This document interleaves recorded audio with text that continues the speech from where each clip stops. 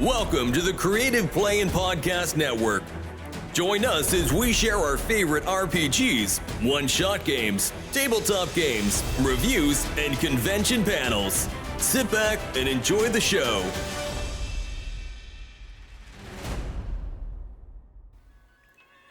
Hi, this is Kelly, aka Trixie from Ragnarok and Roll, assigned to Ragnarok Story, and Tilda Wimblewick from D&D Journey of the 5th Edition. First off, I would just like to say thank you to everyone for listening to our varied adventures, as well as for rating us on iTunes and RPGpodcast.com.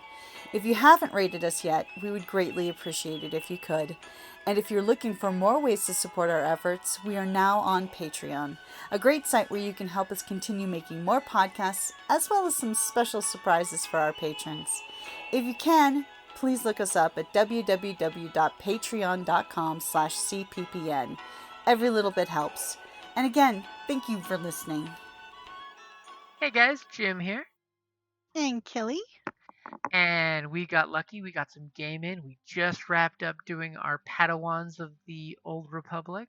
It was fun. Good things happen. And we all have kyber crystals now. We can all use real lightsabers. All of you young children have graduated from stun sabers to real lightsabers.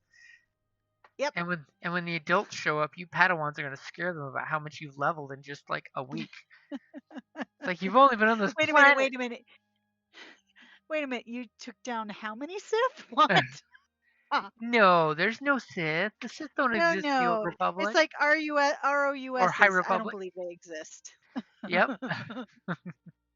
So the prompt of the day is familiarity. Well, a lot of people have familiarity with specific games. Mm-hmm. A lot of, hey, I'm going to say it, familiarity, mages, they get familiars. That, yeah. Hey, there's a correlation there. So, are you kidding? I'm excited about the Arcane Unleashed D&D book coming out. It's going to have more familiars. And more familiars. From Yay. what I've heard from people who went to Gen Con and got familiar with the book on the way home, there's feats that let you do things to your familiars. Okay, that just sounded wrong. Well, it lets you change your familiar on the fly rather than dismissing them and resummoning them. So there's going to be some interesting really? Yeah. So they're doing some stuff to bump up the arcane types there, which I'm interested about. Yeah. I was going to say, the arcane some... Does that mean Dax has to take a level of wizard instead of bard? Since I utilize Cliquay, my familiar? Yes, perhaps. I mean, I did go to wizard school. I just decided to become a bard instead of a wizard.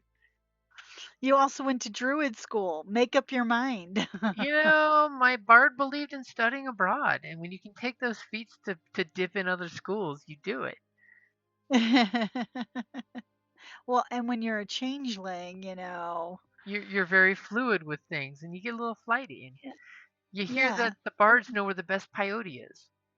You kept changing. Changeling is the type of student that constantly changes their majors. 15 years into college, and you've almost settled down on a for real major. Exactly. Screw you, student loans. Jack of all trades. Familiarity with all, master of none.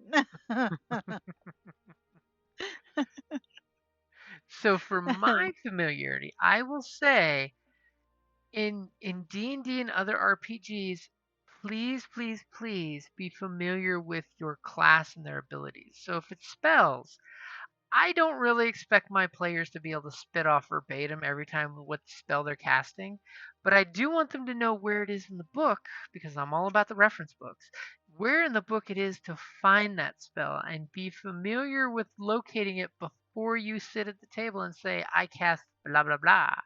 Because that way, you're not slowing things down. I don't mind slowing things down, but sometimes you want that momentum to keep going, blasting, explosion, all the excitement, the things are happening because that warrior that's right after you really wants you to do that fireball so he can move in and mop up what's left. Yeah, no, and that's one of the reasons why like I always bring the 5.5 book because Hmm. spells are different. Spells have changed, But yeah. I have an app for 5e spells, Hmm. and I can even assign them by character. So all my characters who have are casters have their own little section, and I can assign the spells to them. So I have quick reference to it, and I can look in just one little place to see what I want to, which one might fit the situation the best.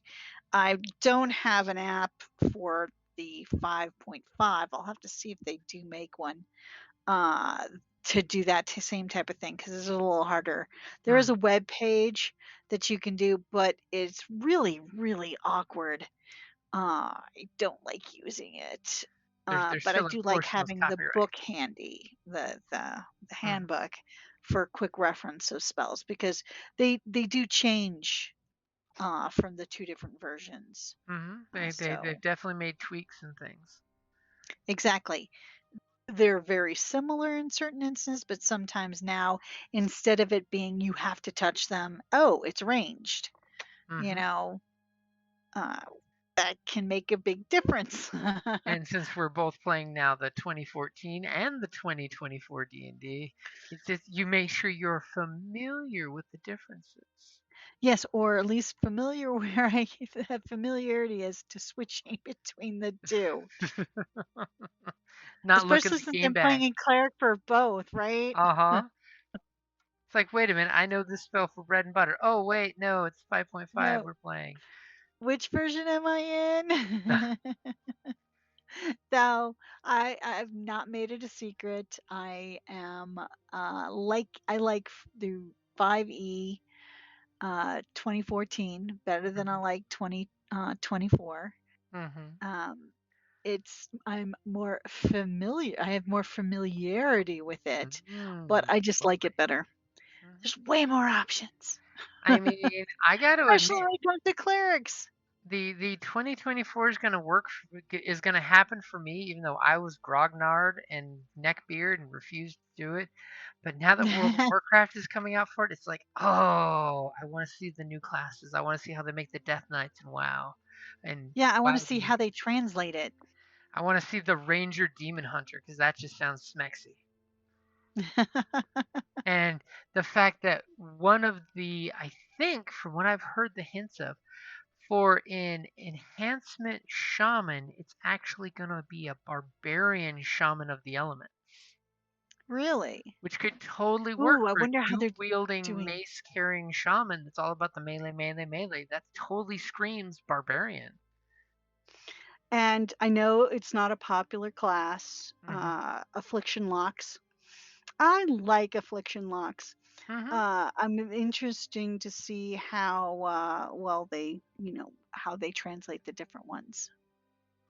And apparently, in the arcane book, they're bringing more pets. Like, apparently, from what I heard from someone who was reading it, the Arcane Unleashed has Necromancy School for Wizard, where you actually have an undead familiar as your zombie or skeleton that's always with you. So it's more on par with the familiarity of the Necromancer. So I'm wondering if Yeah, that's if the creepy. the WoW locks are going to be anything like that, you know. I just, because currently in Midnight World of Warcraft, if you're a warlock, the guards in Silver Moon City will sometimes come by you and says, if your pet, gets out of line, we're gonna put it down, or if you're a shadow priest, they're Hmm. like they look at you funny with the void energy surrounding you, and you know, I'm like, okay, the NPCs, yeah. Hmm. I'm definitely liking how they did what they did originally with the Death Knights of people spitting at you until you join the group to now everybody's got a little bit of that. So like when you're playing a paladin, everybody cheers at you or smiles at I you. know. Like, hey, thank you, Paladin. Thank you for your service, paladin. Keep the light well cooking. Or a holy priest. Yep. Yeah. But it's like, I tend to play like warlocks. If I play a priest, it's, a shadow priest. I mean, So I'm it's always getting because they're side pretty eye. pretty. I do love paladins, though. I do love hmm paladins. It is nice having survivability. Yeah. But I will look forward to taking my familiarity of World of Warcraft and my familiarity of D&D and mushing them together. Yummy mush. Mush away. Especially since the lead WoW designer on one of his interviews was talking about he wanted to make sure this book will let you play in any era of Warcraft you want. So See, now that's nice. they've got all the races up to midnight, they've got all the classes up to midnight, so you could in theory play in the Warcraft games eras, before the actual World of Warcraft happened, or you could play right up to midnight because they've got that all expanded and released. Yeah. So But that's gonna be I cool. do like that they're focusing on Lich King, Mhm. which was one of my favorite It's expansions. generally most loved expansion in the entire game was everybody wants to go kill the Lich King. Well, I mean, I don't get me wrong. I loved Burning Crusade because we got pretty elves. We Thank you got the so blood much. elves. Me likey. Uh, so I did enjoy, and like I can remember the first time I went to Outlands and like the sky and everything, and then oh wait, I wasn't playing with sound and got squished by a fell reaver Ooh, when you hear that because Fell I Reaper and didn't hear Outlands it go, coming because I didn't have the speakers on, and I'm like, what just happened? Now I'm very familiar with it, and every time I go there, I like often will just kill it just because. because Like, yes, that's what you get.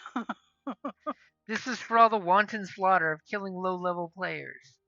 Exactly. Here I am, like looking up at this, you know, sky that hadn't seen it. Like, what happened? I'm dead.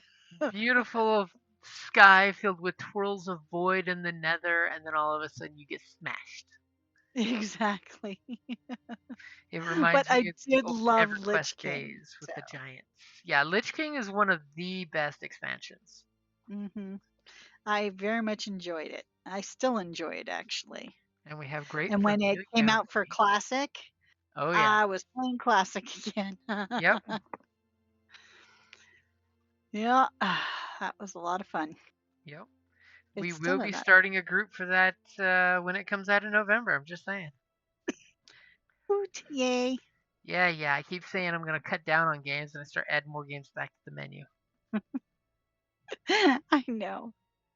I mean, I do know, like Sandy's wanting when we finish Candela Obscura finally. She's like, "What can we play next? I want to play some D&D or some Scion." And I'm like, "That's a good question. Ask the group." Yep. So we're gonna have to do a vote. Yep. I know we did one like a year ago, but Yeah, it was like 8 months ago, but then the game just kept lingering on, and we didn't get no head movement, and then schedules, and then school, and then summer, and then schedules were crazy. schedules went Yeah. crazy. But we are almost Like done with that case. I'm thinking one solid session away from finishing the final case. Unless you guys want to go find out what happened to Reggie. well, we know where he is. We're gonna rescue him anyways. Okay, 2 solid sessions later to be completely done with Save Regic. If he can be brought back. But we're coming up on the boss fight. Music. Dun dun dun dun. You've made some friends.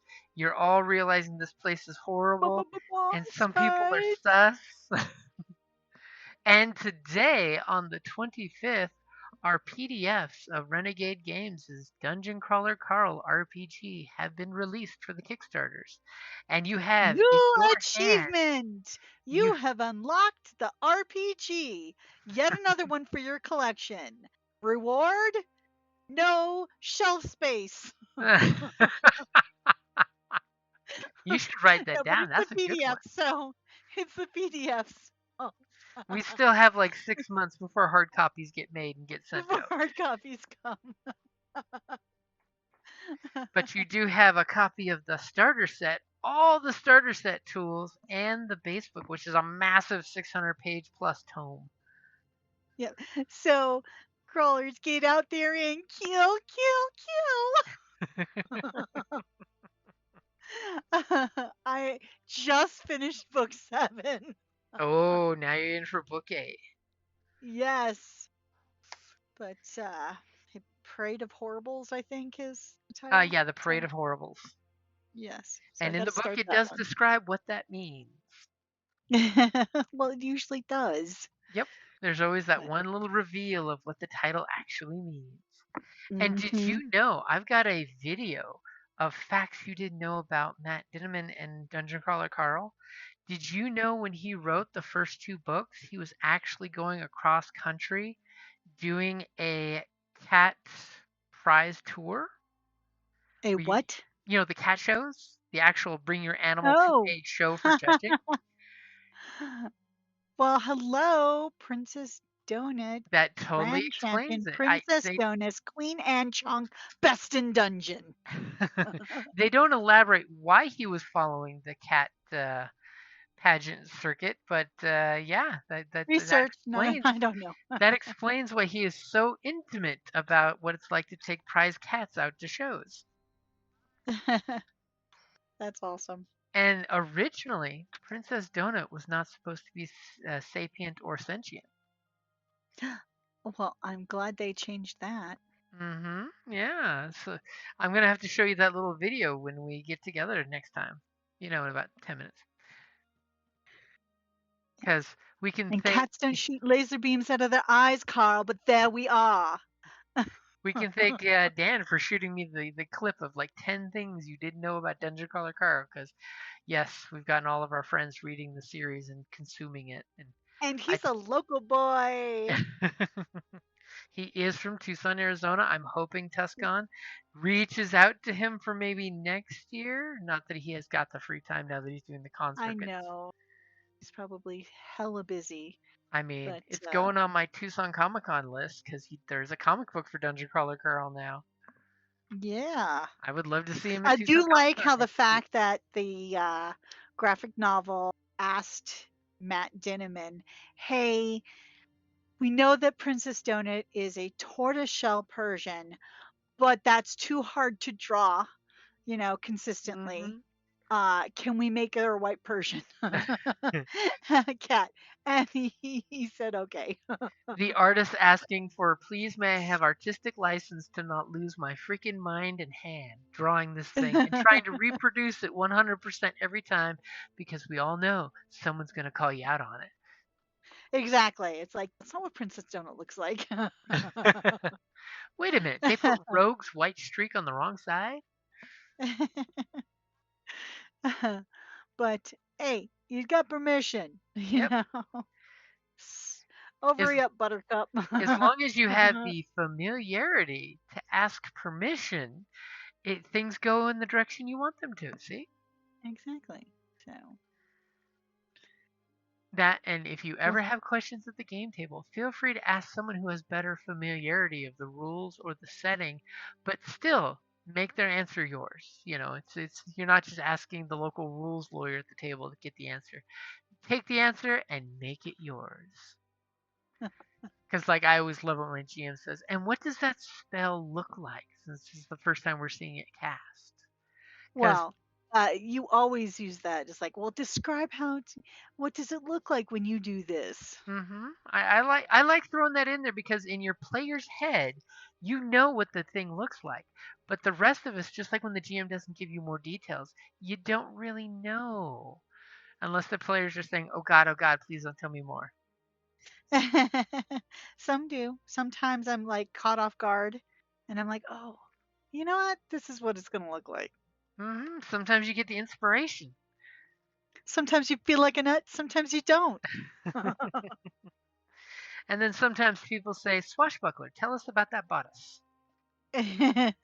My A ridiculously fancy bodice. I know the description said ridiculously fancy cape, and I'm like, no. I have a ridiculously fancy bodice with lots of embroidery, colors, and just looks with a silk, blousey pirate shirt, and yeah, no, I definitely I went for the pirate meets bard. And even when you're playing a one shot, it's okay to have familiarity with the character that you want them to look like. Yeah, hopefully they become more familiar. And we have another game because that was fun. I had never played Rapscallion before, and I very much enjoyed it. I do like it because it's got some of the best tropes from so many pirate games, but the dice mechanics system is so fast and quick. We know if you missed, you succeeded, but something happened, or if you please describe to the table exactly how that looks. Because exactly what you said happened completely in your favor. And it's basically, it gives you that whole, what I like about Genesis, the whole you succeed or you fail or something good happens, because you can opt to I didn't succeed but something good happens. Something awesome happened. Godot Powered by the Apocalypse and Rapscallion is a fantastic RPG. Came out last year. It may have been the year before the original Kickstarter came out, but the actual book came out from Magpie Games, who will be at RainCon this year. They're going to be running a bunch of stuff. Yay! As they always are, because we love them. Yes. I mean, I had some really great times with the different games that they offer. Plus, Avatar Legends. Avatar Legends, the new Kickstarter starting for that for the Spirit World expansion. I loved how the Uncle Iroh expansion came out because it gave a cool Jasmine Island and a cool thing of Iroh's Stories or something. Yep, Iroh's Stories. So here's a location you can use in any Avatar era. So here's during this era who the baddies were, during this era who the baddies were, and who the masters are you can find on the island to teach cool martial arts. Because everybody loves the cool martial arts and the bending. So, are you good? Is there anything else you want to drop an honorable mention besides RainCon coming October 3rd? No, I think that just about covered the topic of discussion. And I will say next week, September 4th, Tucson Comic-Con. I know. Lou Ferrigno, William Shatner. I'll be running a couple demos at the Tucson Steampunk Society table. All kinds of fun stuff's going to be happening. Yep. Alrighty, guys. I'll say that's a good place to wrap it up there because I have familiarity with saying that. Bye. All right. Bye, guys. Thank you for listening to the Creative Playing Podcast Network. If you enjoyed our show, please check out D&D Journey of the 5th Edition and Ragnarok Enroll a Scion Hero to Ragnarok Story. Also, check out our Patreon page for more content and behind-the-scenes things, as well as joining us for a one-shot game or two.